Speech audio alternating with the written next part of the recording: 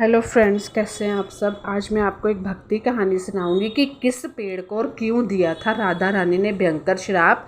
श्री राधा कृष्ण से जुड़ी ऐसी कई लीलाएं हैं जिनका वर्णन आज भी कई ग्रंथों में मिलता है। इसके अलावा उन लीलाओं के साक्ष्य आज भी ब्रजधाम के वृंदावन में मौजूद हैं। ऐसी एक कला लीला जुड़ी है वृंदावन के एक पेड़ से जिसे श्री राधा रानी ने श्राप दिया था, और आज भी वह पेड़ उस श्राप को भोग रहा है। जो कहते हैं ना भगवान नहीं है या उनकी बनाई चीज़ें नहीं है, तो वे कहानियाँ सुन के देख लीजिए, कहानियाँ की तरह नहीं होती है। वृंदावन में यमुना किनारे जुगल घाट के पास इमलीतला नाम का एक मंदिर स्थित है। यह स्थान 5500 साल से भी ज़्यादा पुराना माना जाता है। इस मंदिर में एक इमली का पेड़ भी मौजूद है। इसी पेड़ के कारण इस मंदिर का नाम इमली तला पड़ा। अब जब भी आप वृंदावन जा रहे हो, यमुना किनारे जुगल घाट पे गए, तो वहाँ ये मंदिर ज़रूर देखना, और इसकी कथा आपको पता होनी चाहिए ताकि आप अपने बच्चों के साथ शेयर कर सको। इस पेड़ को लेकर ऐसा कहा जाता है कि यह वृक्ष आज भी राधा रानी का दिया श्राप भुगत रहा है। पौराणिक कथा के अनुसार एक बार राधा रानी श्री कृष्ण से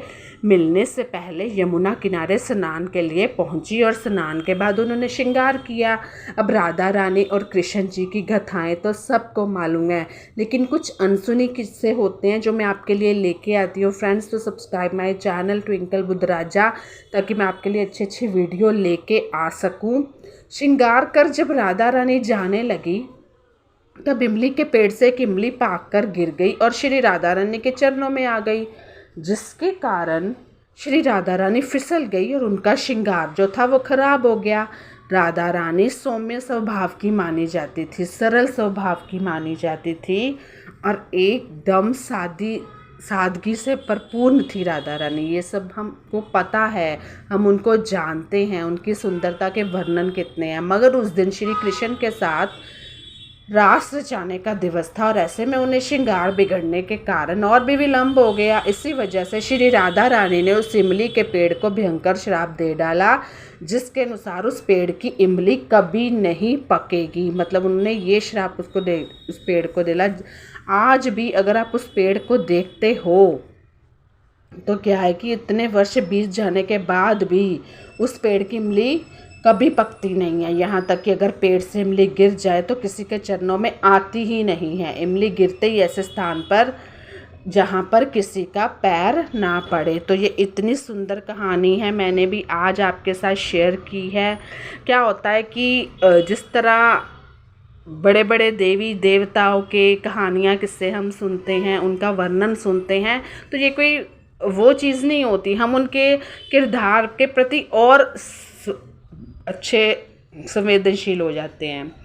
पान के पत्ते को तकिए के नीचे क्यों रखना चाहिए? पान के पत्ते का जो संबंध होता है बुध ग्रह से होता है, तो बुध ग्रह को विबुद्धि, विवेक, व्यक्तिगत आदि का कारक माना गया है। इसके अलावा जिस प्रकार सभी ग्रहों का शरीर के किसी न किसी अंग से संबंध होता है, ठीक ऐसे ही बुध ग्रह का संबंध दांतों, गर्दन, कंधे व त्वचा के साथ भी होता है। बुध ग्रह का संबंध वाणी से भी होता है।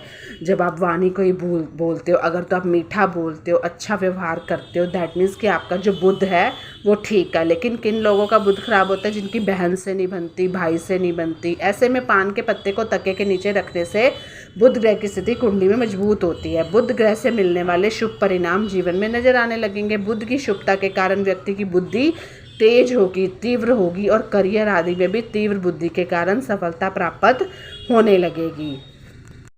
जो पान का पत्ता है वो आपको तकिए के नीचे रखने से नकारात्मक विचार भी नहीं आएंगे, किसी भी प्रकार का तनाव परेशान नहीं कर पाएगा, मानसिक शांति मिलेगी और मन में सकारात्मकता जन्म लेने लगेगी। साथ ही बुध की युति में बनने वाले ग्रह भी शुभता से परिपूर्ण प्रभाव डालेंगे। तो आप पान का पत्ता तकिए के नीचे ज़रूर रखिएगा, टूटा फूटा नहीं, साफ स्वच्छ। पान के पत्ते को तकिए के नीचे रखने के पहले उसे गंगा जल में भिगोकर अवश्य रखें। उसके बाद उसे लाल रंग के कपड़े में लपेटकर तकिए के नीचे रख लें। अगर घर में गंगा जल नहीं है तो आप तुलसी जल का भी प्रयोग कर सकते हैं, यह भी शुभ रहेगा। तो कैसी लगी मेरी वीडियो मुझे ज़रूर बताइएगा। Bye bye, take care and good night, stay healthy and happy.